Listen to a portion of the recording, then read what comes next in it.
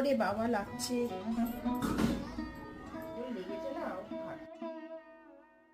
সে কি ব্যথা নাকি? আরে হ্যাঁ, ঘাটটা হ্যাচকা লেগেছে। কি বললে বলো? না ঠিক আছে, তাহলে টিফিন আর করার দরকার নেই, আমি বরঞ্চ বেরিয়ে যেতে দেরি কেন? হয়ে গেছে। না না, দেরি আর কি আছে, তোমাদের দেরি আছে এখন একটু। ও টিফিন করনি? এখন আবার কি করবে? না না, সকালে পনির আনিয়ে রেখেছি, এক্ষুনি হয়ে যাবে, দেখোই না কি করি। এই তো ঠাম্মা প্রথমেই প্যানে বাটার দিয়ে গোটা গরম মশলা, পেঁয়াজ কুচি, আদা রসুন, টমেটো, কাজু বাদাম আর শুকনো লঙ্কা দিয়ে ভালো করে ভেজে নিয়ে মিক্সিতে বেটে নেবো।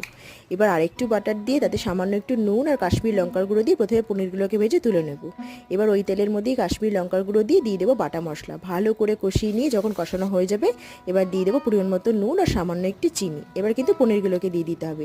পনিরগুলোকে দিয়ে 2 থেকে 3 মিনিট রান্না করে নিলেই সবশেষে দিতে হবে একটু বাটার, ওপর থেকে ছড়িয়ে দেবো একটু ফ্রেশ ক্রিম আর কাসুরি মেথি। তাহলেই কিন্তু রেডি পনির বাটার মশলা।